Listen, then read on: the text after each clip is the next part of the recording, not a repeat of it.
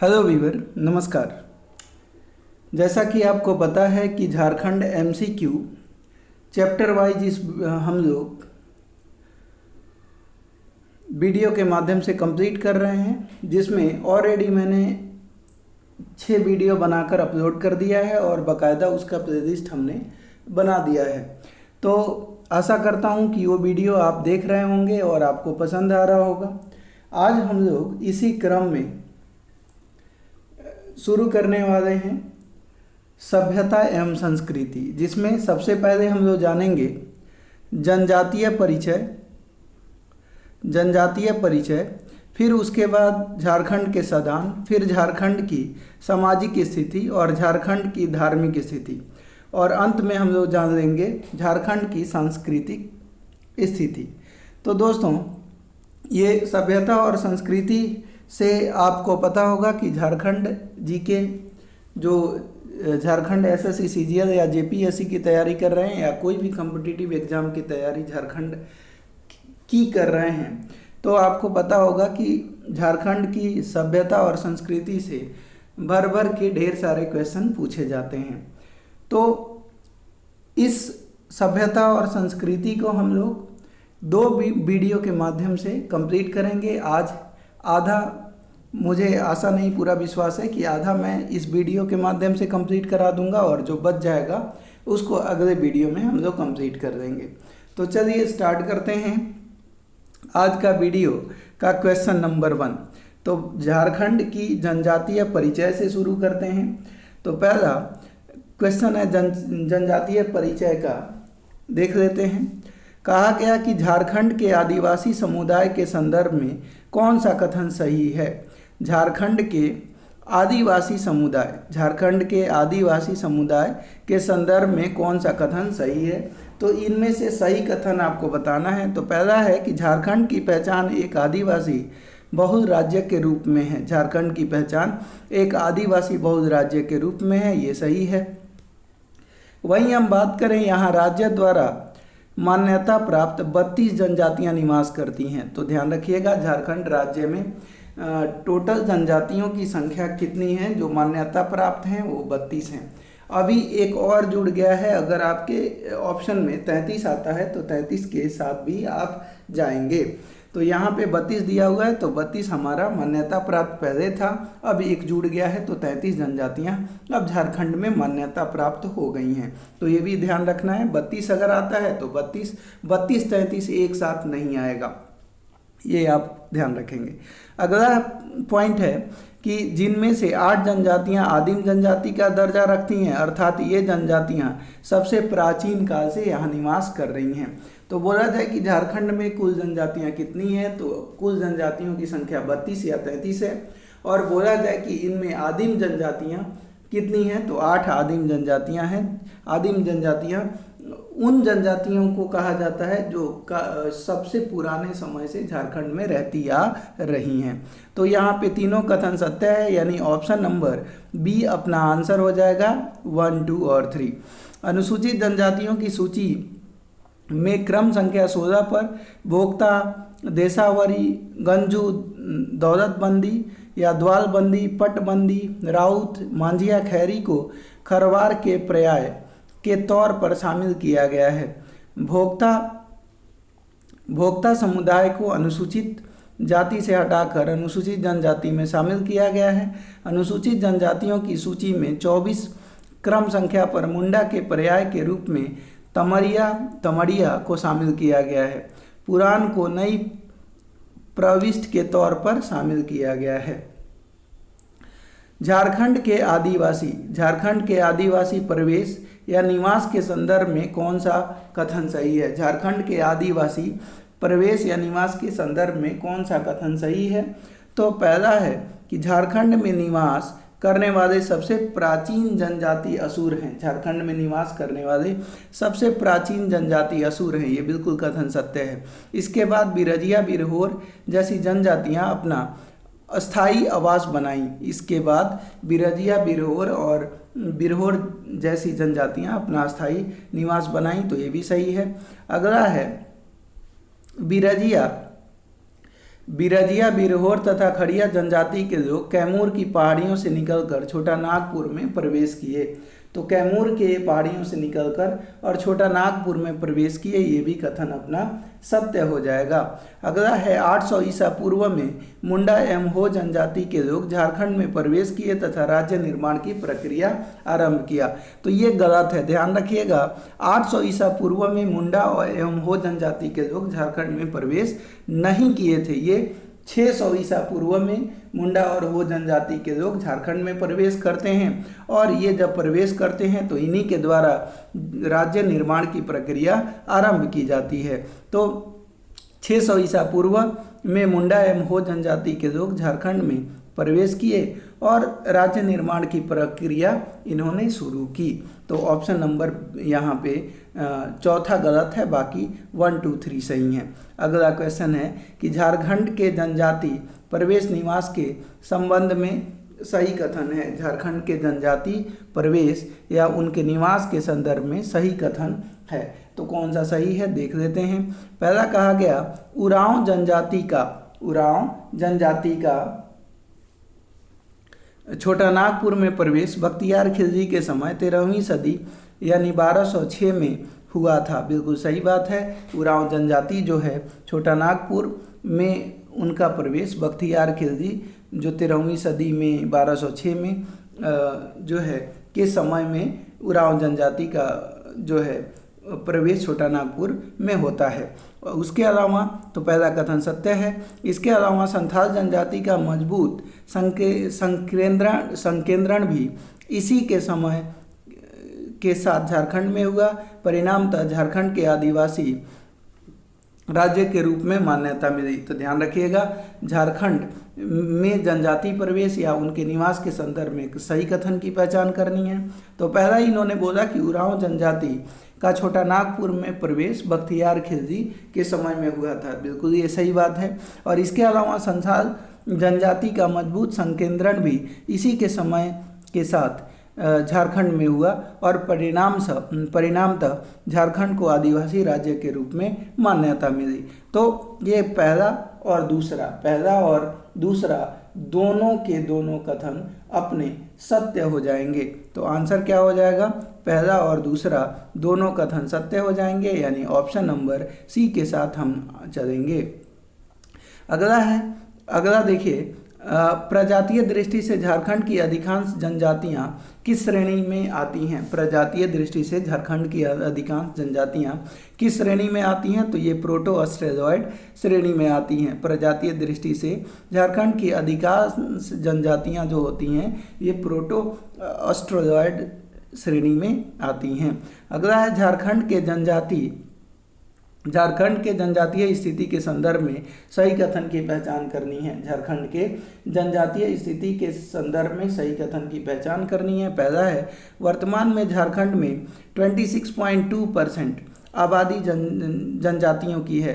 तो ध्यान रखिएगा, झारखंड में अभी करंट में अगर पूछा जाए कि टोटल जनजातियों की आबादी कितनी है तो 26.2% ये कुल आबादी का 26.2% आबादी जनजातियों की है। अगला है कि यह झारखंडी समाज का सर्वाधिक पिछड़ा एवं कमजोर वर्ग है तथा इनमें ईसाई धर्मांतरण की प्रवृत्ति भी तीव्र है।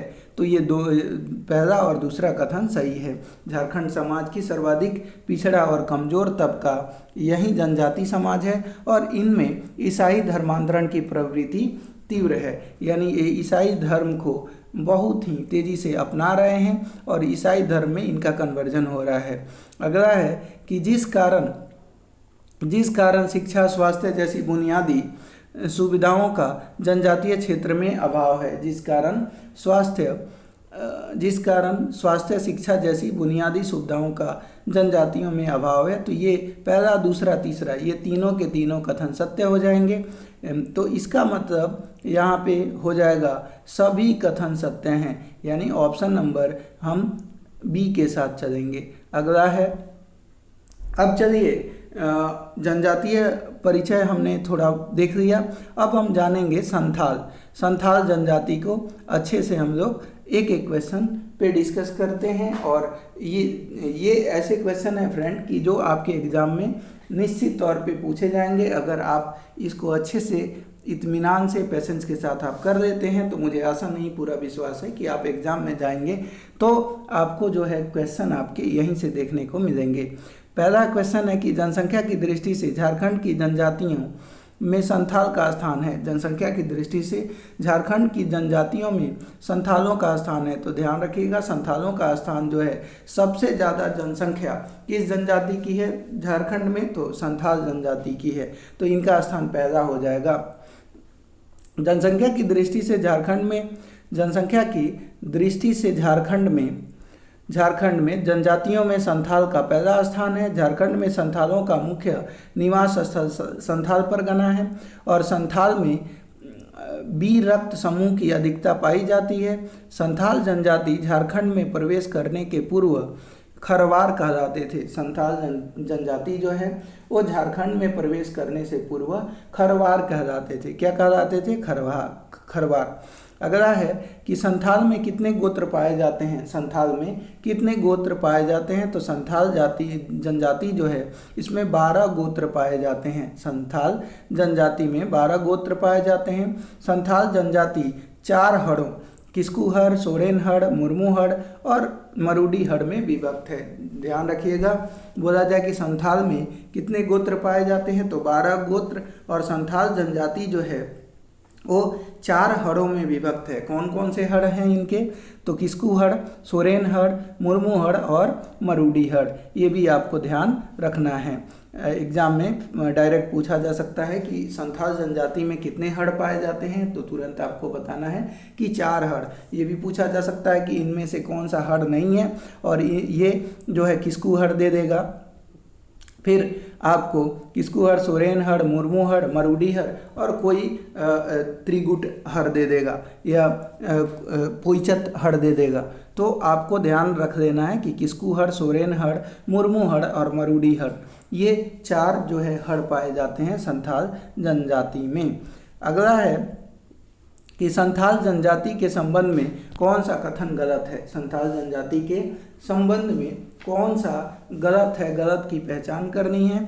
तो पहला है कि यह एक अंतर्विवाही जनजाति है। यह एक अंतर्विवाही जनजाति है, ये कथन सत्य है।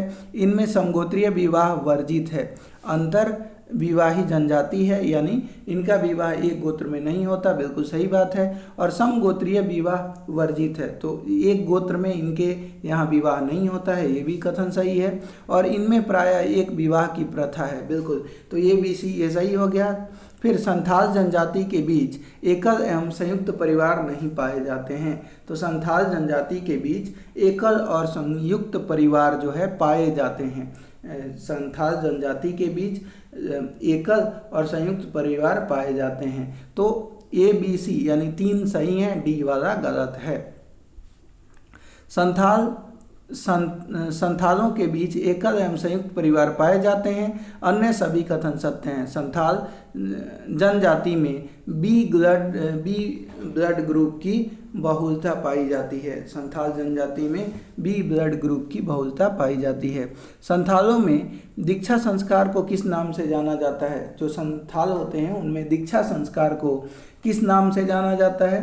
तो ध्यान रखिएगा, दीक्षा संस्कार को चाचो छठियार के नाम से जाना जाता है। संथालों में दीक्षा समारोह को चाचो छठियार के रूप में जाना जाता है। संथालों में दीक्षा संस्कार को चाचो छठियार के नाम से जाना जाता है। संथाल समाज में 2 प्रकार की नातेदारी पाई जाती है। संथाल समाज में बाल विवाह की प्रथा नहीं है। जीजा शादी विवाह और देवर भौजाई विवाह का मान्यता है।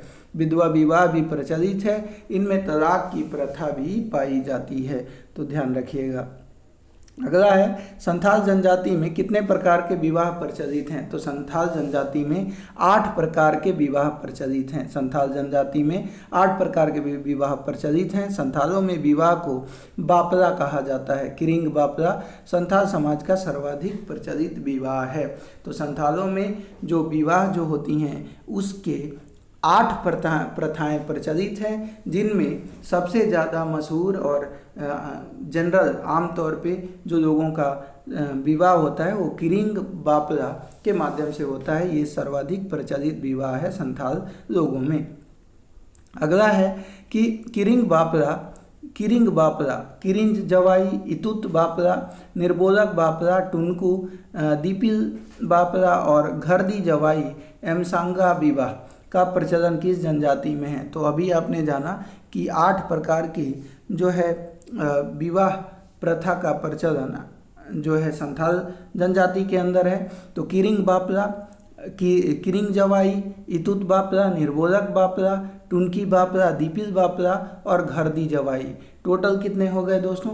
घरदी जवाई और एक और हो गया सांग बापरा। तो ये जो है 8 प्रकार की जो विवाह जो है संथाल जनजाति में पाई जाती है। किरिंग बापरा, किरिंग जवाई, इतुत बापरा, निर्बोधक बापरा, तुनकी बापरा, दीपिल बापरा और घरदी जवाई और सांगा बापरा, ये सारे जो है विवाह के प्रचलन हैं जो संथाल जनजाति में पाई जाती है। अगला है कि किरिंग बापरा के संबंध में, किरिंग बापरा के संबंध में निम्न में से कौन सा कथन सत्य है। किरिंग बापरा के संदर्भ में कौन सा कथन सत्य है? यह विवाह अगुआ के माध्यम से तय किया जाता है। बिल्कुल सही बात है। किरिंग बापरा जो होती है उसमें क्या होता है, एक मध्यस्थ होता है, अगुआ होता है जो कि दोनों पक्षों को जानता है और वहीं जो है शादी की बात चलाता है। जैसे कि मतलब आम पूरे भारत के गांवों में जैसे होता है, अगुआ के माध्यम से शादी कराई जाती है। तो किरिंग बापरा यही इसी प्रकार का विवाह है जिसमें कि एक अगुआ होगा और उसी के माध्यम से जो है दोनों वर और वधू के घर से संपर्क किया जाएगा और जब दोनों जो है वो वर वधू के घर वाले राजी हो जाएंगे तो विवाह करा दिया जाएगा। तो इसी को किरिंग बापरा बोलते हैं और ये जो है संथाल जनजाति में मशहूर सबसे सर्वाधिक लोकप्रिय यह जो है विवाह है।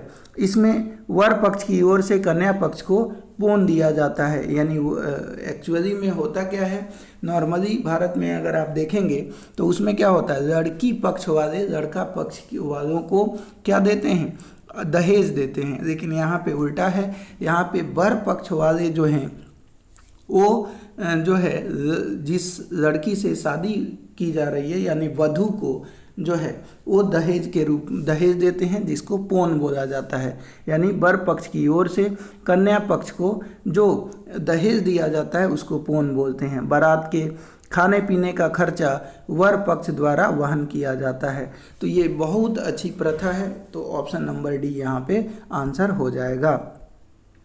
अगला है राजनैतिक दृष्टिकोण से संथाल की राजनीतिक व्यवस्था के संदर्भ में कौन सा कथन सही है। राजनीतिक दृष्टिकोण से संथाल की राजनीतिक व्यवस्था के संदर्भ में कौन सा कथन सही है। तो चलिए कथन पहले देखते हैं फिर जानते हैं। संथाल की राजनीतिक व्यवस्था मांझी परगनैत व्यवस्था कहलाती है। ग्राम पंचायत का मुखिया मांझी कहलाता है। संथाल की राजनैतिक व्यवस्था मांझी परगनैत व्यवस्था कहलाती है और ग्राम का मुखिया मांझी कहलाता है। तो ये पहला कथन जो है अपना सत्य हो गया। 15 से 20 गांवों को मिलाकर एक परगना बनता है जिसका प्रधान परगनैत कहलाता है। यानी 15 से 20 गांवों को मिला दिया जाए तो उसको परगना बोलते हैं और परगना का जो प्रधान होता है उसको परगनैत बोलते हैं। और मांझी जो होता है, अभी आपने देखा कि मांझी जो होता है वो संथाल की जो ग्राम पंचायत होती है उसका मुखिया होता है और 15 से 20 गांवों का जो एक तरीके से जो हेड होता है उसको हम लोग परगनैत बोलते हैं और 15 से 20 गांवों का जो समूह होता है, जो ग्रुप होता है, उसको परगना के रूप में जाना जाता है। तो पहला और दूसरा जो है यह गांव के बीच विवाद का निपटारा करता है और परगनैत का प्रमुख दिसुम कहलाता है। परगनैत का प्रमुख दिसुम कहलाता है। अभी क्या देखा आपने कि 15 से 20 गांवों को मिलाकर परगना बनता है और परगना का जो प्रधान होता है उसको परगनैत बोलते हैं। और यह परगनैत का काम क्या होता है कि यह गांवों के बीच विवाद का निपटान करता है। परगनैत जो होता है वो गांवों के बीच क्या करता है, विवाद का निपटान करता है। और परगनैत का प्रमुख यानी जो परगनैत होता है उसका प्रमुख क्या होता है, उसको दिसुम बोलते हैं। क्या बोलते हैं? दिसुम बोलते हैं। जैसे आप देखते होंगे कि एक भारत का प्रधानमंत्री होता है और एक भारत का प्रेसिडेंट होता है। तो आप देखते क्या हैं कि प्रेसिडेंट जो होता है वो सर्वे सर्वा होता है, लेकिन एक्चुअल पावर किसके हाथ में होती है? पावर तो पीएम के हाथ में होती है। उसी तरह से अगर हम बात करें परगनैत की, तो परगनैत जो है वो कार्यकारी, मतलब एक तरीके से कार्यपालिका का सर्वे सर्वा होता है। और दिसुम जो होता है वो परगनैत के ऊपर का एक पद है, जो कि वो मतलब नॉमिनल हेड होता है। तो इस तरह से आप कह सकते हैं कि अपना 1 और 2 दोनों सही हैं, तो ऑप्शन नंबर सी अपना आंसर हो जाएगा। अगला है कि झारखंड के संथाल जनजाति के संदर्भ में कौन सा कथन सही है? झारखंड के संथाल जनजाति के संदर्भ में कौन सा कथन सही है? तो झारखंड के संथाल जनजाति के संदर्भ की बात करें तो बोल रहा है कि कौन सा सही है। तो सही की पहचान आपको करनी है। पहला बोला, यह झारखंड में सर्वाधिक जनसंख्या वाली जनजाति है तथा भारत की दूसरी सबसे बड़ी जनजाति है। तो संथाल जनजाति, तो ये बात तो सही है कि झारखंड में सर्वाधिक जनसंख्या वाली जनजाति है। तो जनजातियों में सबसे ज़्यादा जनसंख्या इनकी है, लेकिन भारत की दूसरे सबसे बड़ी जनजाति है। तो ये जो है ये गलत है। तो पहला ऑप्शन जो है गलत हो गया। राज्य की कुल जनजातीय आबादी में संथाल आबादी का हिस्सा 25% है। बिल्कुल नहीं, अभी आपने देखा था 26.2%। यानी अगर बोला जाए कि झारखंड में संथाल जनजाति की कुल आबादी का कितना परसेंट संथाल जनजाति की आबादी है, तो 26.2%। तो ये इस तरह से इनमें से कोई नहीं, दोनों गलत हो गया। संथाल झारखंड में सर्वाधिक जनसंख्या वाली जनजाति है तथा भारत की तीसरी सबसे बड़ी जनसंख्या वाली जनजाति है। राज्य की कुल जनजातीय आबादी में संथालों का हिस्सा जो है, राज्य की कुल जनजातीय आबादी में संथालों का हिस्सा 35% है। यानी टोटल राज्य में जितने जनजातीय आबादी है उसमें 35% जो है वो संथाल हैं। यानी 100 अगर जनजाति हैं झारखंड में, तो उसमें 35 जनजाति संथाल से ही आते हैं। अगला है कि संथालों में विनिमय विवाह के किस नाम से जाना जाता है? संथालों में विनिमय विवाह को किस नाम से जाना जाता है? तो संथालों में विनिमय विवाह को, ध्यान रखिएगा, गोलाइटी बापला बोलते हैं। क्या बोलेंगे? संथालों में विनिमय विवाह को गोलाइटी बापला के नाम से जाना जाता है। संथालों में विनिमय विवाह को गोलाइटी बापला के नाम से जाना जाता है। विधवा विवाह को संथाल जनजाति में सांगा बापला के नाम से जाना जाता है। सेवा विवाह को संथाल जनजाति में घरदी जवाई बापला के नाम से जाना जाता है। और ध्यान रखिएगा, संथालों में हठ विवाह को निर्बोधक बापला के नाम से जाना जाता है। तो अगर संथालों की बात करें तो विनिमय विवाह को गोलाइटी बापला, और वहीं विधवा विवाह की बात करें तो विधवा विवाह को सांगा बापला के नाम से जाना जाता है। और सेवा विवाह को संथाल जनजाति में घरदी जवाई बापला के नाम से जाना जाता है। अब सेवा विवाह का मतलब ये हुआ कि अगर मान लीजिए किसी लड़के को कोई लड़की पसंद है, संथाल जनजाति में होता ऐसा है कि कोई लड़की है और किसी लड़के को वो लड़की पसंद है, तो वो लड़का जो होगा उस लड़की के घर जाएगा, उसके माँ बाप की सेवा करेगा, और जब उसके माँ बाप उसकी सेवा से प्रसन्न हो जाएंगे तो उसकी शादी उस लड़की से करा देंगे। तो इसको बोलते हैं घरदी जवाई बापला। क्या बोलेंगे? घरदी जवाई बापला। और जो विधवा है उसका विवाह जो है, विधवा की अगर हम बात करें विधवा की, तो विधवा की जो शादी जो कराई जाती है उसको सांगा बापला, मतलब एक विधवा है और एक विधुर है, तो दोनों की शादी अगर करा दी जाए तो उसको सांगा बापला के नाम से जानेंगे। और अभी आपने जाना सेवा विवाह को घरदी जवाई बापला बोलते हैं। उसमें क्या होता है कि लड़का जो है लड़की वाले के घर जाएगा, उसके गार्जियन, उसके माता पिता, उसके घर परिवार की सेवा करेगा, घर परिवार वाले खुश हो जाएंगे, शादी करा देंगे, तो इसको घरदी जवाई बापला के नाम से जानते हैं। एक होता है हठ विवाह। तो हठ विवाह में क्या होता है, अगर किसी लड़की को कोई लड़का पसंद है और लड़के को भी लड़की पसंद है, तो लड़का कहेगा कि चल मेरे घर में रह, तो लड़की जो होगी वो ज़बरदस्ती आके उस लड़के के घर में रहने लगेगी। सास और ससुर जो है कितना भी भगाएंगे वो घर से जाएगी ही नहीं, वो नहीं बात करेंगे फिर भी वो बोलेगी और उसके घर में जो है आके बैठ जाएगी। तो ऐसे विवाह को हठ विवाह के नाम से जाना जाता है। ऐसे विवाह जो होते हैं, ऐसे हठ विवाह को निर्बोधक बापला के नाम से झारखंड में जाना जाता है। अगला है इतुत विवाह के संबंध में कौन सा कथन सत्य है। इतुत विवाह के संदर्भ में कौन सा कथन सत्य है, तो यह प्रेम प्रसंग के फलस्वरूप होता है, माता पिता की स्वीकृति के बिना होता है और मांझी के माध्यम से जुर्माना चुकाकर होता है। तो ये सभी के सभी सही हैं। इतुत विवाह के संदर्भ में जो है कौन सा कथन सत्य है, तो इतुत विवाह जो होता है, लव मैरिज जो होता है, उसी को आप कह सकते हैं कि अगर एक लड़का को एक लड़की पसंद आ गई, फिर माता पिता की स्वीकृति भी नहीं है और मांझी को वो गया और कुछ जुर्माना चुकाएगा और मांझी जो है वो जो है उन दोनों की शादी करा देगा, तो इसी को इतुत विवाह के रूप में या इतुत बापला के रूप में जाना जाता है। अगला है निम्न में से कौन सा कथन असत्य है। इनमें से गलत कथन की पहचान करनी है। मृत्यु को संथाल स्वाभाविक और सार्वभौम मानते हैं। मृत्यु को संथाल स्वाभाविक और सार्वभौम मानते हैं, तो असत्य की बात कर रहा है, ये तो सत्य है। संथालों में शव जलाने एवं दफनाने दोनों प्रकार की प्रथाएं हैं, तो ये भी सत्य है।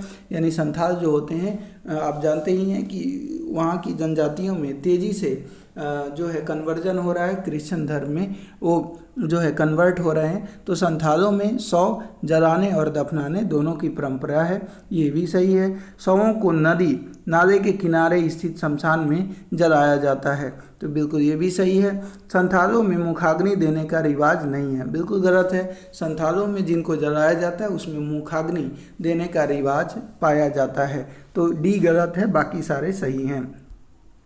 संथालों का सर्वोच्च देवता कौन सा है। संथालों का सर्वोच्च देवता सिंह बोंगा है। संथालों का सर्वोच्च देवता सिंह बोंगा होता है और संथालों का दूसरा सर्व प्रमुख देवता मरांग बुरु। संथालों का दूसरा प्रमुख देवता मरांग बुरु और ग्राम देवता जाहिर एरा है और जाहिर एरा का निवास स्थान साल वृक्षों से घिरा जाहिर थान होता है। ध्यान रखिएगा, संथालों का जो प्रमुख देवता है वो सिंह बोंगा है और संथालों का दूसरा सर्व प्रमुख देवता मरांग बुरु है तथा मुख्य ग्राम देवता जो हैं संथालों के वो जाहिर एरा हैं और जाहिर एरा का निवास स्थान जो है वो साल के वृक्ष से घिरा जाहिर थान होता है। तो साल के वृक्ष पर जाहिर एरा जो कि इनका ग्राम देवता है उनका जो है निवास स्थान है और साल के वृक्ष से घिरा जाहिर स्थान पे वो निवास करते हैं। अगला है कि झारखंड के संथाल जनजाति के सामाजिक झारखंड के संथाल जनजाति के सामाजिक व्यवस्था झारखंड के संथाल जनजाति के सामाजिक व्यवस्था के संदर्भ में कौन सा कथन सत्य है। तो झारखंड के संथाल जनजाति के सामाजिक व्यवस्था के बारे में इनमें से कौन सा कथन सत्य है। इनमें से झारखंड के संथाल जनजाति के सामाजिक व्यवस्था के बारे में कौन सा कथन सही है। तो कौन सा कथन सही है, सही कथन की पहचान करनी है। तो चलिए देख लेते हैं कौन सा कथन सही है। पहला है संथालों में दहेज प्रथा है परंतु वर पक्ष द्वारा कन्या को दिया जाता है जिसे पौन कहते हैं। तो पहला ये अपना सही हो गया। दूसरा की अगर हम बात करें कि संथाल समाज में सबसे कठोर दंड बिटराहा है जो एक प्रकार का सामाजिक बहिष्कार है। यह सजा निषेध यौन संबंध स्थापित करने पर दिया जाता है। तो ध्यान रखिएगा कि अगर संथाल जनजाति की बात करें तो संथाल समाज में सबसे कठोर जो दंड होता है वो बिटराहा होता है और यह दंड जो होता है जो निषेध यौन संबंध जो बनाते हैं और उनके पकड़े जाने पर यह सज़ा दी जाती है। इस सज़ा में ध्यान रखिएगा, एक प्रकार से इनका सामाजिक बहिष्कार कर दिया जाता है, यानी पूर्णतः बहिष्कार, इनसे कोई लेना देना जो है इस जनजाति का नहीं रह जाता। ध्यान रखिएगा, तो ये कथन बिल्कुल सही है। तो पहला और दूसरा हमने देखा, तीसरा देखते हैं। संथालों के युवा गृह पद्धति को धुमकुड़िया कहते हैं। संथालों के युवा गृह पद्धति को धुमकुड़िया कहते हैं और धुमकुड़िया का संचालक मांझी होता है। ध्यान रखिएगा, संथालों के जो युवा गृह जो पद्धति होती है उस युवा गृह पद्धति को घोटुल बोलते हैं। क्या बोलेंगे? घोटुल, ना कि धुमकुड़िया। तो धुमकुड़िया नहीं बोलते, घोटुल बोलते हैं। तो ये गलत हो गया, पहला और दूसरा कथन अपना सत्य हो जाएगा। तो आंसर हो जाएगी ऑप्शन ए। अगला है कि झारखंड के संथाल जनजाति के आर्थिक दृष्टिकोण के संदर्भ में कौन सा कथन सही है। तो झारखंड के संथाल जनजाति के आर्थिक दृष्टिकोण के संबंध में कौन सा कथन सही है। तो पहला है, संथाल मूलतः कृषक हैं परंतु बुनाई कार्य में भी इन्हें दक्षता हासिल है। पहला सही है, हो गया। और दूसरा की बात करें, इनका प्रमुख पेय पदार्थ चावल से निर्मित हड़िया है। तो ध्यान रखिएगा, ये दोनों कथन सत्य हो जाएंगे। अगला है कि संथाल परगना समाज में विश्व का विधाता, संथाल परगना समाज में किसे विश्व का विधाता माना जाता है। तो आंसर हो जाएगा ठाकुर जी को। संथाल समाज में ठाकुर जी को विश्व का विधाता माना जाता है। संथाल लोग देवी दुर्गा को जहेर एरा के नाम से पुकारते हैं और इनका अभी आपने देखा था तो जहेर जो एरा था वो इनका ग्राम देवता था और उसका जो निवास स्थान था वो साल का पेड़ था। तो संथालों का गृह देवता ओड़क बोंगा है। संथालों का गृह देवता क्या है? ओड़क बोंगा है। और संथाल समाज में ध्यान रखिएगा, देवी दुर्गा को ये क्या कहते हैं? जाहिर एरा के नाम से जानते हैं। अगला है, संथाल का गृह देवता पूछ लिया जाए तो संथालों का गृह देवता ओड़क बोंगा होता है। अगला है कि झारखंड के संथाल जनजाति के धार्मिक दृष्टिकोण के संद में कौन सा कथन सही है। झारखंड के संथाल जनजाति के धार्मिक दृष्टिकोण के संबंध में कौन सा कथन सत्य है। सत्य कथन की पहचान आपको करनी है। तो चलिए सत्य कथन की पहचान हम करते हैं। तो पहला इनमें है कि संथालों के मुख्य देवता सिंह बोंगा ठाकुर हैं। संथालों के मुख्य देवता सिंह बोंगा ठाकुर हैं। संथालों के मुख्य देवता सिंह बोंगा ठाकुर हैं जिन्हें सृष्टि का रचयिता माना जाता है, जिन्हें सृष्टि का रचयिता माना जाता है। तो पहला अगर हम बात करें तो ध्यान रखिएगा, पहला की अगर हम बात करें तो पहला जो है बिल्कुल सही है। दूसरा की बात करें, इनके धार्मिक पुजारी को पाहन कहा जाता है।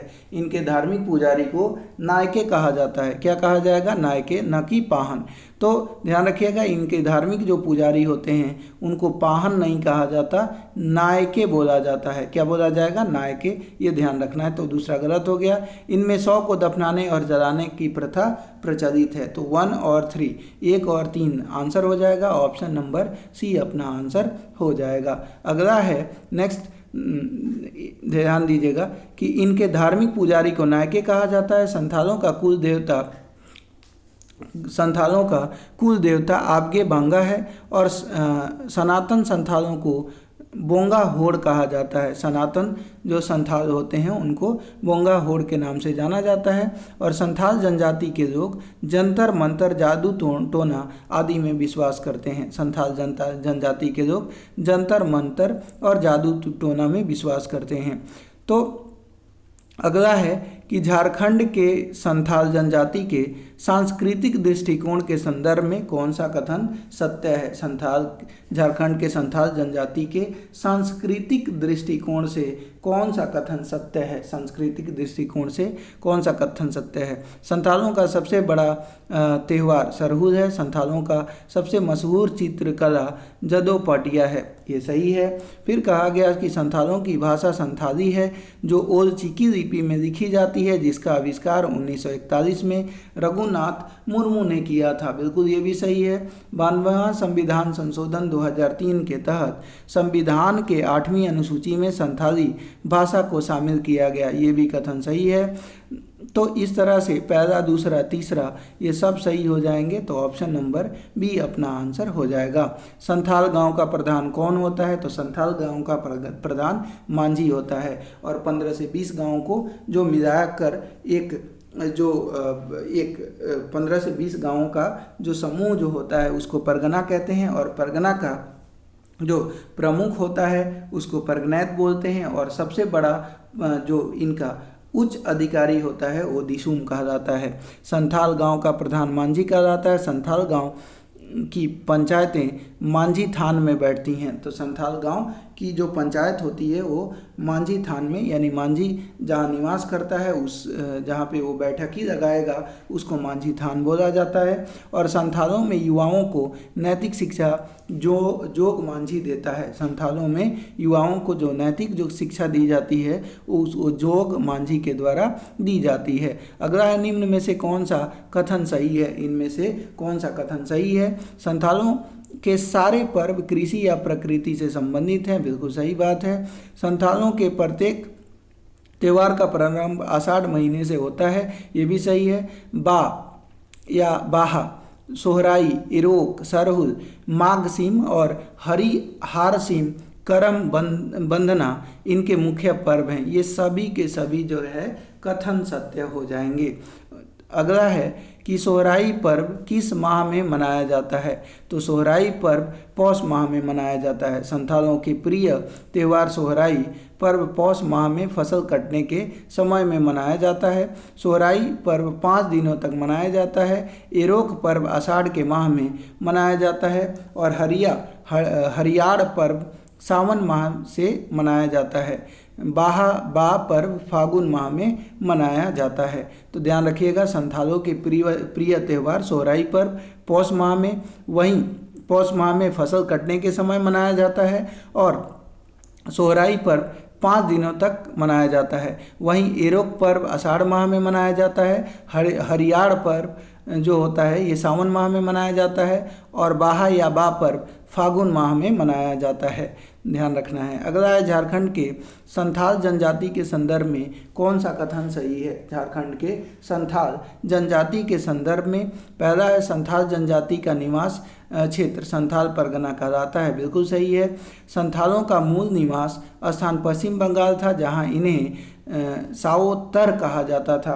तो जहां इन्हें साओत्तर कहा जाता था, तो बिल्कुल ये भी कथन सत्य है, यानी 1 और 2 दोनों के दोनों कथन सत्य हो जाएंगे। अगला है बाहा का शाब्दिक अर्थ होता है। बाहा का शाब्दिक अर्थ होता है फूल। क्या होता है? बाहा का शाब्दिक अर्थ होता है फूल। बाहा के पहले दिन का नाम, ध्यान रखिएगा, बाहा का शाब्दिक अर्थ क्या होता है? फूल। और बाहा के पहले दिन का नाम उम है। बाहा के पहले दिन का नाम उम है। और संथालों का बाहा या बा पर्व उरांव एवं मुंडा के सरहुल के समान होता है। तो ध्यान रखिएगा, संथालों का जो बाहा या बा पर्व जो होता है उरांव और मुंडा के सरहुल के समान होता है। अगला है सावन में धान के खेतों में हरियाली आ जाने पर कौन सा पर्व मनाया जाता है? सावन में धान के खेतों में हरियाली पर्व आ जाने पर कौन सा त्यौहार मनाया जाता है? तो अभी आपको बताया कि हरियाड़ या हरियारसीम। ध्यान रखिएगा कि सावन में धान के खेतों में हरियाली जब आ जाती है तो इनके संथालों के द्वारा हरियारसीम मनाया जाता है। सावन में धान की खेती में हरियाली आने पर हरियारसीम पर्व मनाया जाता है, तथा माघ सीम पर्व माघ माह में मनाया जाता है। हरियारसीम की बात करें तो ध्यान रखिएगा, खेतों में जब हरियाली आती है सावन के महीने में तब मनाते हैं, और माघ में ध्यान रखिएगा माघ सीम मनाते हैं। अगला है कि संथालों के राजनैतिक संगठन के संबंध में कौन सा कथन सत्य है? संथालों के राजनीतिक संगठन के संदर्भ में कौन सा कथन सत्य है? प्रत्येक संथाल गांव में एक पंचायत होती है। पंचायत का मुखिया मांझी कहलाता है, ये भी सही है। मांझी का सहायक प्रमाणिक कहलाता है। तो ये सभी के सभी कथन सत्य हो जाएंगे। अब आइए यहाँ पे, आपने अभी कुछ देर पहले जाना था कि संथालों में हड़ 4 प्रकार के होते हैं। कौन कौन से? किस्कू हड़, मुर्मू हड़, सोरेन हड़ और मरूदी हड़। तो किस्कू हड़, मुर्मू हड़, सोरेन हड़ और मरूदी हड़।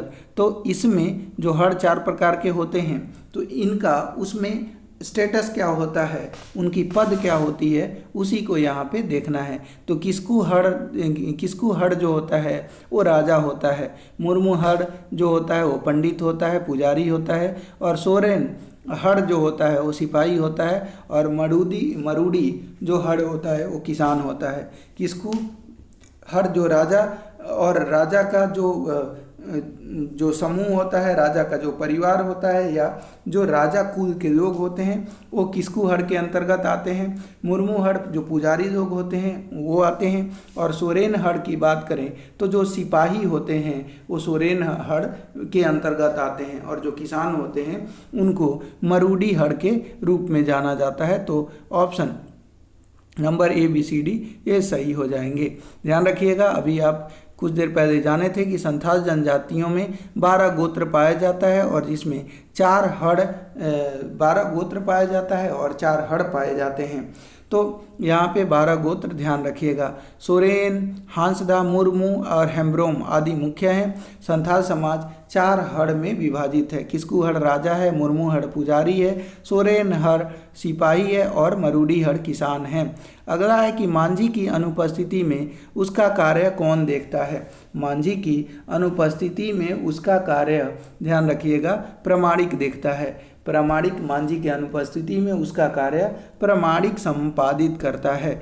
मांझी की अनुपस्थिति में उसका कार्य प्रमाणिक संपादित करता है। संथाल गांव का संदेश वाहक को गुड़ैत कहा जाता है। संथाल गांव के संदेश वाहक को गुड़ैत कहा जाता है, और परगना का प्रधान परगनैत कहा जाता है। संथाल जनजाति के लोग संथाली भाषा बोलते हैं। संथाल जनजाति के लोग संथाली भाषा बोलते हैं। संथाल जनजाति की लिपि ओलचिकी है। ओलचिकी लिपि का आविष्कार पंडित रघुनाथ मुर्मू ने किया है। ओलचिकी लिपि का आविष्कार पंडित रघुनाथ मुर्मू के द्वारा किया गया है।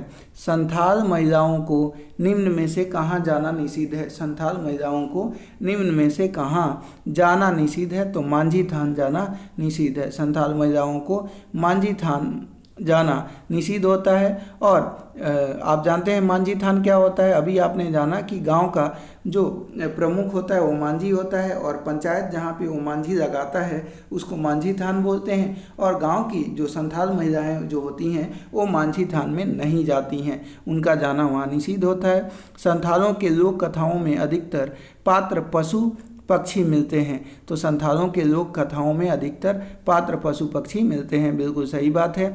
जदो पाटिया चित्रकला शैली किस जनजाति में सर्वाधिक मशहूर लोक चित्रकला शैली रही है। तो याद रखिएगा ये भी संथाल जनजाति में। जदो पटिया चित्रकला शैली संथाल जनजाति की सर्वाधिक मशहूर लोक चित्रकला शैली रही है।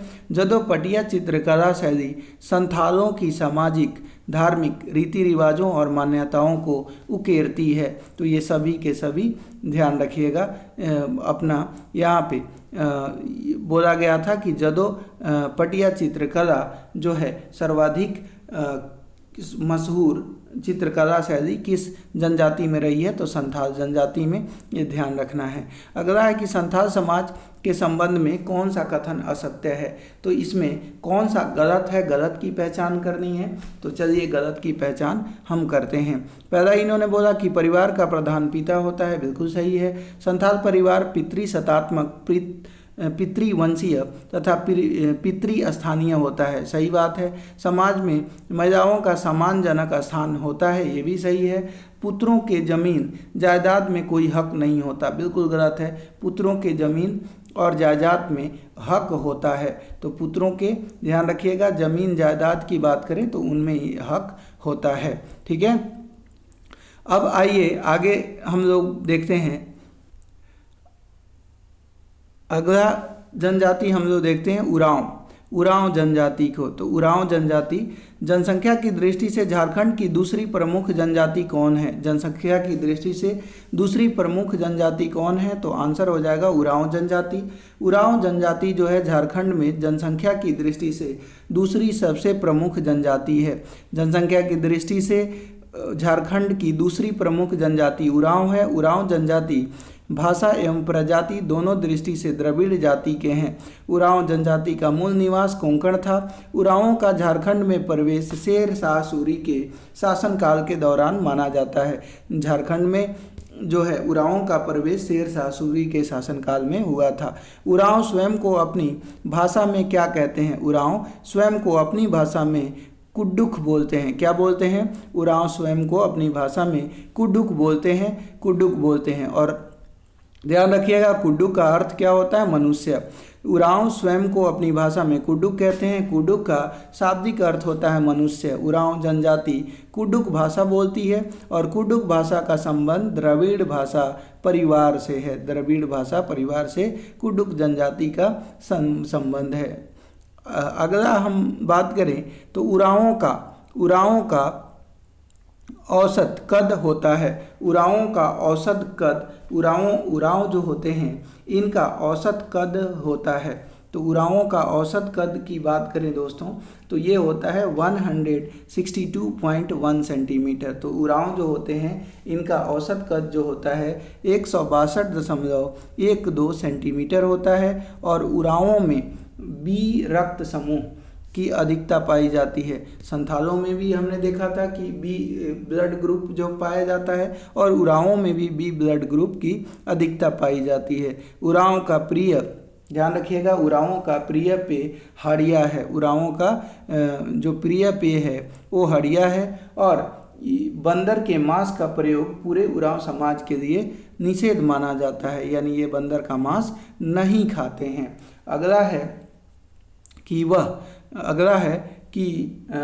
है वह मानव शास्त्री जिसने 1915 में द उरांव ऑफ छोटा नागपुर लिखकर उरांव जनजाति के बारे में विस्तृत जानकारी दी। वह मानव शास्त्री जिसने 1915 ईस्वी में द उरांव ऑफ छोटा नागपुर लिखकर उरांव जनजाति के बारे में विस्तृत जानकारी दी। तो इसका आंसर हो जाएगा शरद चंद्र राय। शरद चंद्र राय ने 1915 ईस्वी में द उरांव ऑफ छोटा नागपुर लिखकर उरांव जनजाति के बारे में विस्तृत जानकारी दी। शरद चंद्र राय ने 1915 में द उरांव ऑफ छोटा नागपुर लिखकर उरांव जनजातियों के बारे में विस्तृत जो है जानकारी दी। झारखंड के उरांव जनजाति के संदर्भ में कौन सा कथन सही है? झारखंड के उरांव जनजाति के संदर्भ में कौन सा कथन सही है? यह झारखंड की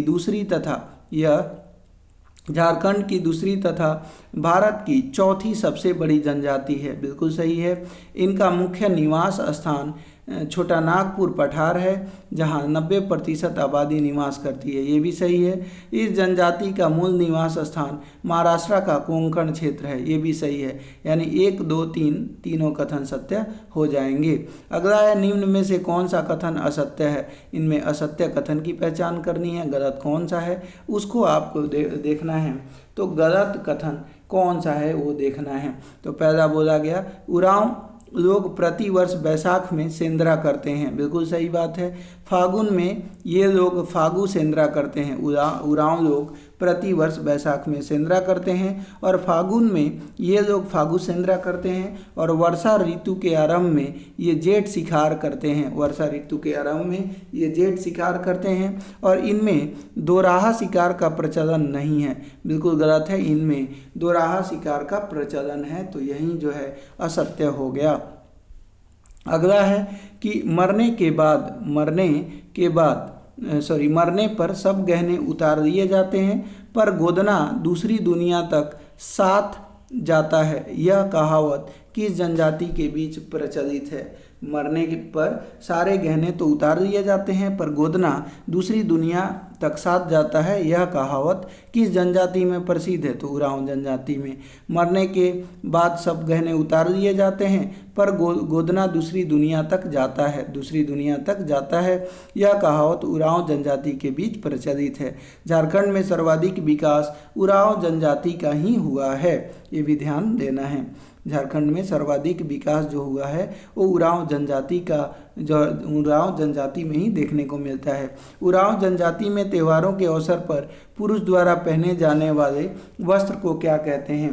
तो उरांव जनजाति में त्योहारों के अवसर पर पुरुषों द्वारा पहने जाने वाले वस्त्र को, ध्यान रखिएगा, वस्त्र को केरिया के नाम से जाना जाता है। तो पुरुष जो उरांव जनजाति के पुरुष जो होते हैं वो त्योहारों के जो अवसर पर जो वस्त्र धारण करते हैं उनको केरिया बोला जाता है। क्या बोला जाता है?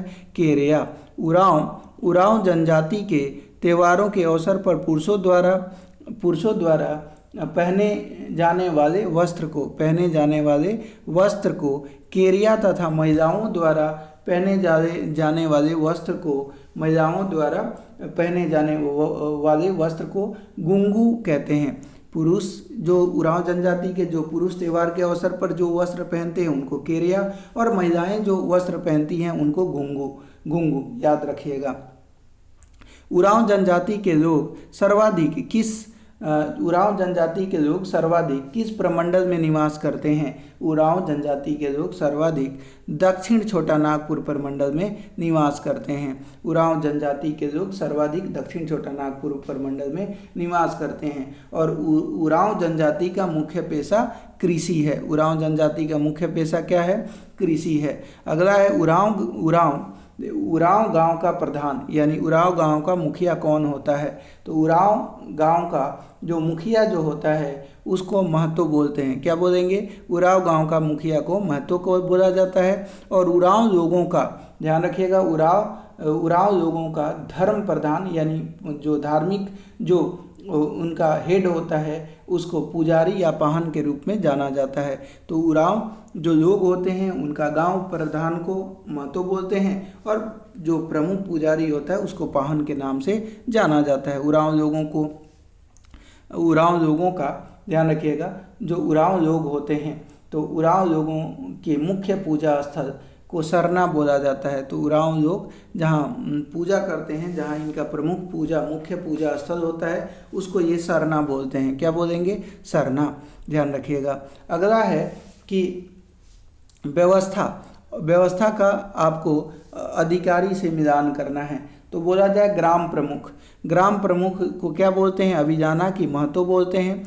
और अगर बोला जाए कि ग्राम प्रमुख महतो होता है, और महतो का सहयोगी जो होता है उसको मांझी बोलते हैं। महतो का सहयोगी मांझी बोलते हैं। और सर्वोच्च राजा जो होता है वो पढ़ा दीवान होता है। और प्रशासनिक व्यवस्था को उरांवों में पढ़ा पंचायत बोलते हैं। तो उरांव में ध्यान रखिएगा कि गांव का जो प्रमुख होगा वो महतो बोला जाता है, और गांव के जो प्रमुख की जो मदद करता है, जो सहायता करता है, उसको हम लोग, ध्यान रखिएगा, उसको मांझी बोलते हैं। और सर्वोच्च जो राजा होता है, सर्वोच्च जो इनका राजा होता है, जैसे कि आपने देखा था संथाल परगना में कि 15 से 20 जो है गांव मिलकर परगना बना रहे थे। तो उस परगना का एक अधिकारी होता था जिसको परगनैत बोलते थे, और उससे भी सबसे बड़ा जो अधिकारी होता था उसको दिशुम बोलते थे। तो इसी तरह से इनका सर्वोच्च जो राजा होता है वो पढ़ा दीवान होता है। तो पढ़ा दीवान इनका सर्वोच्च राजा हो गया। और प्रशासनिक व्यवस्था को पढ़ा पंचायत के रूप में जाना जाता है। प्रशासनिक व्यवस्था को क्या बोलेंगे? पढ़ा पंचायत। अब यहाँ देख लेते हैं, बोला गया है कि जो ग्राम प्रमुख होगा महतो बोला जाएगा, महतो का सहयोगी मांझी, सर्वोच्च राजा पढ़ा दीवान, और प्रशासनिक व्यवस्था को पढ़ा पंचायत बोलेंगे। उरांव लोगों के पूर्वजों की आत्मा कहाँ निवास करती है? तो उरांव लोगों के पूर्वजों की जो आत्मा निवास करती है वो शासन में निवास करती है। उरांव लोगों के पूर्वजों की आत्मा, उरांव लोगों के पूर्वजों की आत्मा शासन में निवास करती है। उरांवों का अस्थि विसर्जन स्थल, उरांवों का अस्थि विसर्जन जो स्थल होता है उसको कुंदी कहा जाता है। क्या बोला जाएगा? कुंदी बोला जाएगा। और उरांवों के, ध्यान रखिएगा, उरांवों में अस्थियों के दफनाने के समारोह को हाड़ बोरा, उरांवों में जो अस्थियों को दफनाने के समारोह को हाड़ बोरा के नाम से जाना जाता है। और हाड़ बोरा समारोह साल में एक बार होता है। तो ध्यान रखिएगा। धुमकुड़िया किस जनजाति का युवा गृह है? धुमकुड़िया की बात करें तो धुमकुड़िया, ध्यान रखिएगा, किस जनजाति का युवा गृह है? तो अभी आपने जाना था घोटुल जो है वो संथाल परगना का युवा गृह था। तो धुमकुड़िया की बात करें तो धुमकुड़िया उरांव जनजाति का, उरांव जो जनजाति होती हैं इनका जो है धुमकुड़िया जो है युवा गृह होता है। धुमकुड़िया जो है उरांव जनजाति का युवा गृह है। धुमकुड़िया उरांव जनजाति का युवा गृह है। धुमकुड़िया वस्तुतः जनजातीय प्रशिक्षण केंद्र होता है और घुमकुड़िया में प्रवेश 3 वर्षों में एक बार 10 से 11 वर्ष की आयु के बच्चों को मिलता है। युवकों में घुमकुड़िया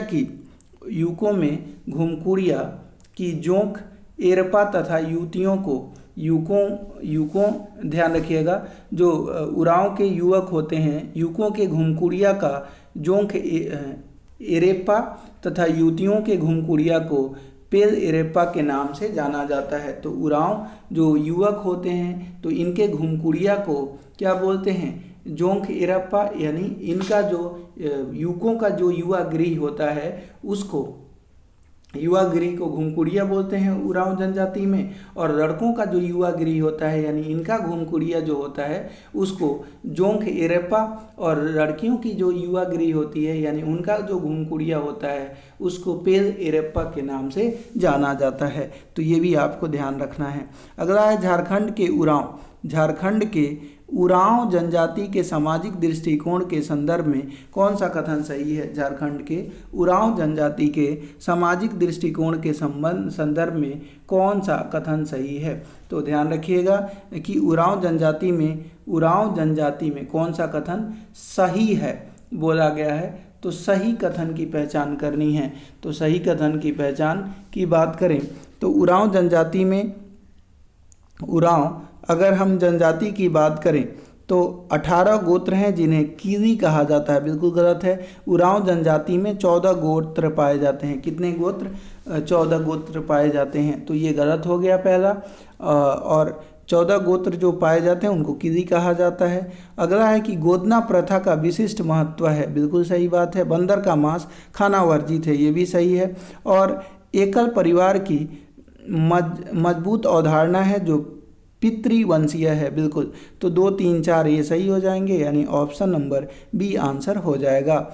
जोंक एरपा को अन्य किस नाम से जाना जाता है? तो घुमकुड़िया युवा उरांव जनजाति में जो युवा होते हैं उनके घुमकुड़िया यानी उनके युवा गृह को क्या बोला जाता है? तो जोंक एरपा बोला जाता है। और जोंक एरप्पा का दूसरा नाम धांगर कुड़िया है। जोंक एरेपा का अन्य नाम क्या है? धांगर कुड़िया। जोंक एरेपा को एक अन्य धांगर कुड़िया के नाम से जाना जाता है और जोंक एरेपा के मुखिया को महतो या धांगर कहा जाता है तथा पेल एरेपा की देखभाल करने वाली महिला लड़की धांगरीन कहलाती है। अगला है निम्न में से कौन सा नृत्य उरांवों का सर्वाधिक लोक नृत्य है? निम्न में से कौन सा नृत्य उरांवों का सर्वाधिक लोकप्रिय नृत्य है? तो उरांवों का सर्वाधिक लोकप्रिय नृत्य की बात करें तो जदुर नृत्य। कौन सा नृत्य?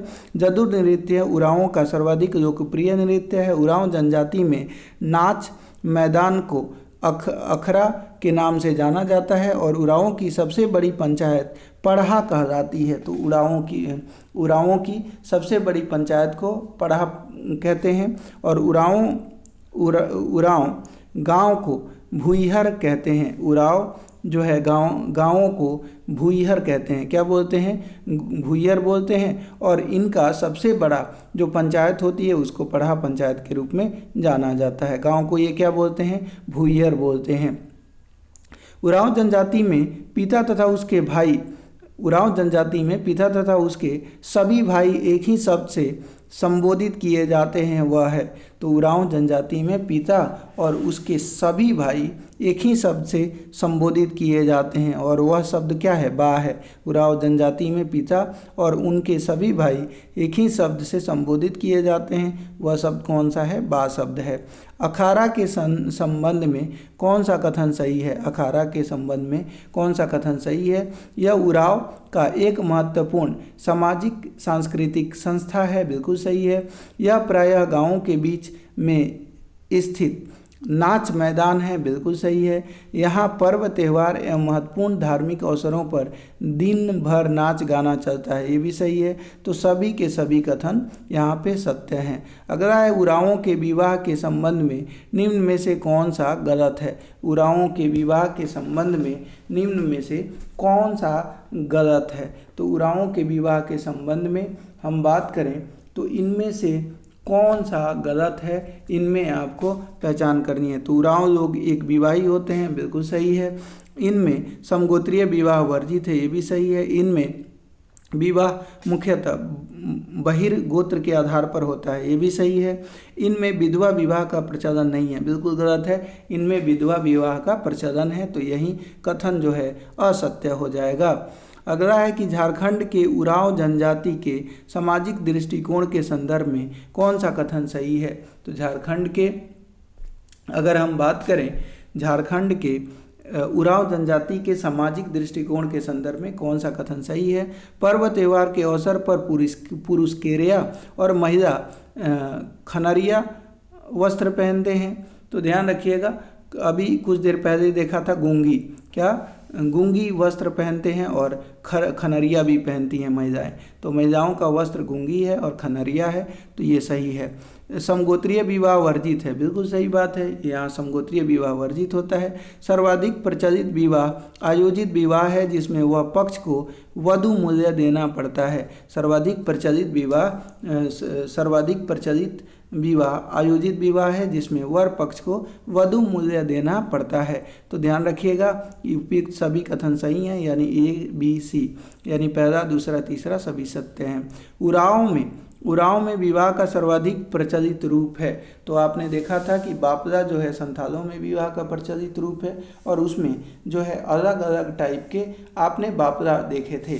तो उरांवों में विवाह का सर्वाधिक प्रचलित रूप की बात करें तो आयोजित विवाह यहाँ पे सर्वाधिक प्रचलित रूप है। उरांव में विवाह का सर्वाधिक प्रचलित रूप आयोजित विवाह है। इस जनजाति में सेवा विवाह की प्रथा प्रचलित है जिसके अंतर्गत भावी वर कुछ समय तक वधु के परिवार की सेवा करता है। तो ये भी ध्यान रखिएगा कि सर्वाधिक प्रचलित विवाह उरांव में कौन सा है। तो ध्यान रखिएगा आयोजित विवाह और सेवा विवाह भी यहाँ पे चलता है। धर्मेश के संबंध में कौन सा कथन सत्य है। धर्मेश के संबंध में इनमें कौन सा कथन सत्य है। तो ध्यान रखिएगा, यहाँ उरांवों का मुख्य देवता है। यह सिंहबोंगा सूर्य का प्रतीक है और धरती माता इनकी दंपति मानी जाती हैं, ये भी सही है। तो सभी के सभी कथन सत्य हो जाएंगे। अगला है उरांवों का ग्राम देवता है। उरांवों का ग्राम देवता, ध्यान रखिएगा, ये ठाकुर देव हैं। उरांवों का ग्राम देव ठाकुर देव, कुल देवता पूर्वजात्मा और सीमांत देवता डिहवार तथा पहाड़ देवता मरांग गुरु हैं। उरांवों का ग्राम देवता कौन है, ठाकुर देव, कुल देवता पूर्वजात्मा और सीमांत देवता डिहवार और पहाड़ देवता मरांग गुरु हैं, ये भी ध्यान रखना है। उरांव जनजाति के महत्वपूर्ण त्यौहार हैं। उरांव जनजाति के महत्वपूर्ण त्यौहार कर्मा और सरहुल हैं। कौन है, कर्मा और सरहुल। उरांव जनजाति के प्रमुख त्यौहार कर्मा और सरहुल हैं। उरांव जनजाति के महत्वपूर्ण त्यौहार कर्मा एवं सरहुल हैं। कर्मा भादो माह के शुक्ल पक्ष के एकादशी को तथा सरहुल चैत्र माह के शुक्ल पक्ष की तृतीया को मनाया जाता है। युवक युवतियों का सबसे बड़ा त्यौहार जतरा मनाने वाली उरांव जनजाति है। युवक युवतियों का सबसे बड़ा त्यौहार जो जतरा पर्व है वो भी उरांव जनजाति ही मनाती है। अगला है उरांव जनजाति में रोपनी के समय फसल की रक्षा के लिए कौन सी पूजा की जाती है। तो उरांव जनजाति में रोपनी के समय फसल की रक्षा के लिए भेदवा पूजा की जाती है। उरांव जनजाति में रोपनी के समय फसल की रक्षा के लिए भेदवा पूजा होती है तथा गांव के कल्याण के लिए वर्ष में एक बार गोरेया पूजा होती है। किस जनजाति में अन्न प्रयोग से पूर्व नई फसल का एक अंश पहले शरण बुढ़िया को अर्पित किया जाता है। किस जनजाति में अन्न प्रयोग से पूर्व नई फसल का एक अंश पहले सरन बुढ़िया को अर्पित किया जाता है, तो आंसर हो जाएगा उरांव जनजाति में। उरांव जनजाति में अन्न प्रयोग से पूर्व नई फसल का एक अंश पहले सरना बुढ़िया को अर्पित किया जाता है, सरना बुढ़िया को अर्पित किया जाता है। निम्न में से किस जनजाति का गांव भुईहरी के नाम से जाना जाता है? तो अभी आपने देखा कि जो जो उरांव जो जनजाति हैं, उरांव जनजाति का जो गांव होता है, गांव को क्या बोलते हैं? ये भुईहरी के नाम से जानते हैं। उरांव जनजाति का गांव भुईहरी के नाम से जाना जाता है और इनके पंचायत को पचोरा बोलते हैं। क्या बोलते हैं? पंचायत को पचोरा बोलते हैं। और उरांव के संघीय पंचायत को पढ़ा बोलते हैं। तो पंचायत को पचोरा और संघीय पंचायत को पचोरा के संघीय जो पंचायत होता है उसको पढ़ा के नाम से जाना जाता है। अगला है उरांव लोगों की प्रारंभिक स्वशासन व्यवस्था के संबंध में कौन सा कथन सत्य है? उरांव जो लोगों की पारंपरिक जो स्वशासन व्यवस्था है उनमें कौन सा कथन सत्य है? पाहन और महतो उरांव गांव के दो प्रमुख अधिकारी होते हैं, बिल्कुल सही है। पाहन खूंट एवं महतो खूंट का होता है। पाहन जो होता है वो पाहन खूंट का और महतो जो होता है महतो खूंट का होता है, ये भी सही है। पढ़ा का गठन 7,1200 पढ़ा पंचायत का गठन 7, 12, 21 या 22 गांवों को मिलाकर होता है। इसका मुखिया पढ़ा राजा कहा जाता है। ध्यान रखिएगा कि पढ़ा का जो गठन होता है वो या तो 7 गांव या 12 गांव या 21 गांव या 22 गांव को मिलाकर होता है। और इसका मुखिया जो होता है वो पढ़ा राजा होता है, यानी 7 गांवों का या 12 गांव का या 21 गांव का या 22 गांव का जो मुखिया होगा उसको पढ़ा राजा के रूप में जाना जाएगा। तो ये सभी कथन सत्य हो जाएंगे। उरांवों के एक गांव का दूसरे गांव के साथ हुए विवाद का निपटारा कहाँ होता है? तो उरांवों के एक गांव का दूसरे गांव के साथ अगर विवाद हो जाए तो उसका निपटारा जो होता है वो पढ़ा में होता है। उरांव के एक गांव से का दूसरे गांव के साथ हुए विवाद का निपटारा पढ़ा में होता है। कहाँ पे होता है? पढ़ा में होता है। उरांवों के प्रमुख देवता हैं, तो उरांवों के प्रमुख देवता की बात करें, उरांवों के जो प्रमुख देवता की बात करी जाए तो सर्वोच्च देवता इनके धर्मेश हैं। धर्मेश यानी सूर्य देवता इनके सर्वोच्च देवता हैं। और ग्राम देवता की बात करें तो ग्राम देवता कौन है? ठाकुर देव हैं। और वहीं पूछा जाए कि सीमांत देवता जो हैं वो डिहवार हैं। कौन है? सीमांत देवता डिहवार हैं। और पहाड़ देवता मरांग गुरु हैं। पहाड़ देवता मरांग गुरु हैं। तो वो उरांवों के मेरे साथ बोलिए, सर्वोच्च देवता धर्मेश यानी सूर्य हैं। और ग्राम देवता की बात करें तो ठाकुर देव हैं। और सीमांत देवता की बात करें डिहवार हैं। और पहाड़ देवता की अगर हम बात करें तो मरांग गुरु इनके पहाड़ देवता हैं। अगला आइए नेक्स्ट है अपना तो सर्वोच्च देवता धर्मेश, सूर्य, ग्राम देवता ठाकुर देव, सीमांत देवता डिहवार और पहाड़ देवता की बात करें तो मरांग गुरु। अगला है यहाँ पे गोत्र है और प्रतीक है। गोत्र और प्रतीक की अगर हम बात करें तो अभी आपने देखा था कि उरांव जनजाति में 14 प्रकार के गोत्र होते हैं। तो गोत्र और इनके प्रतीक भी होते हैं। वो प्रतीक क्या होते हैं उन्हीं को हमें देखना है, गोत्र और प्रतीक को देखना है। तो लकड़ा जो होते हैं, जैसे नाम है तो लकड़ा जो है इनका प्रतीक गोत्र, लकड़ा जो गोत्र होता है उसका प्रतीक चिन्ह लकड़ बग्घा होता है। और कच्छप गोत्र का जो है प्रतीक चिन्ह कछुआ होगा। और खलको जो गोत्र है उसका प्रतीक चिन्ह जो होती है मछली होती है। और तिग्गा जो होता है उसका प्रतीक चिन्ह बंदर होता है। तो ध्यान रखिएगा, लकड़ा का लकड़ बग्घा आसान है, कच्छप कछुआ और खलको का मछली, ये याद रखना पड़ेगा। और तिग्गा जो होता है वो बंदर, ये भी आपको ध्यान रखना है। तो ये अलग अलग गोत्र हैं और इनकी अलग अलग जो है ये ध्यान रखिएगा कि ये अलग अलग गोत्र हैं और इनकी अलग अलग ये प्रतीक चिन्ह हैं। तो यहाँ पे देख सकते हैं कि लकड़ा का लकड़ बग्घा, कच्छप का कछुआ, खलको का मछली और तिग्गा का बंदर। अगला है कि कहा गया कि झारखंड के उरांव जनजाति के धार्मिक दृष्टिकोण के संदर्भ में कौन सा कथन सत्य है? झारखंड के उरांव जनजाति के धार्मिक दृष्टिकोण के संदर्भ में कौन सा कथन सत्य है? उरांव समुदाय के लोग फसल की रक्षा के लिए भेदुआ पूजा तथा गांव की सुरक्षा के लिए गोरिया पूजा करते हैं। बिल्कुल सही बात है। उरांव में मुख्य पूजा स्थल को सरना और पूर्वजों के आत्मा का निवास स्थान शासन कहा जाता है। ये भी सही है। उरांव दाह संस्कार एवं दफनाने दोनों की उरांव में दाह संस्कार और दफनाने की दोनों प्रथा प्रचलित है। तो ये तीनों के तीनों कथन सत्य हो जाएंगे। अगले क्वेश्चन की तरफ बढ़ते हैं। अगला है कि झारखंड के उरांव जनजाति को सांस्कृतिक दृष्टिकोण के संदर्भ में कौन सा कथन सही है? झारखंड के उरांव जनजाति के सांस्कृतिक दृष्टिकोण के संदर्भ में कौन सा कथन सही है? तो पहला देख लेते हैं कि इस जनजाति का मुख्य त्यौहार कर्मा एवं सरहुल है। इस जनजाति का मुख्य त्यौहार कर्मा एवं सरहुल है। बिल्कुल ये सही कथन है। और इनका प्रमुख नृत्य जदुर नृत्य है। ये भी सही है। इनका नृत्य स्थान अखाड़ा कहा जाता है। ये भी सही है। तो ये तीनों कथन सत्य हो गए। चौथा देख लेते हैं। इनके 9 वर्ष का आरंभ नवंबर दिसंबर धान की कटाई के बाद होता है। इनके 9 वर्ष का आरंभ नवंबर दिसंबर धान की कटाई के बाद होता है। तो ये सभी के सभी कथन सत्य हो जाएंगे। सभी के सभी कथन सत्य हो जाएंगे। तो दोस्तों आज के वीडियो में इतना ही। वीडियो कैसा लगा कमेंट बॉक्स में ज़रूर लिखिए। वीडियो पसंद आया हो तो वीडियो को लाइक कर दीजिएगा और चैनल पे नए हैं तो चैनल को सब्सक्राइब कर दीजिए। मिलते हैं नए वीडियो में। तब तक के लिए धन्यवाद। Take care.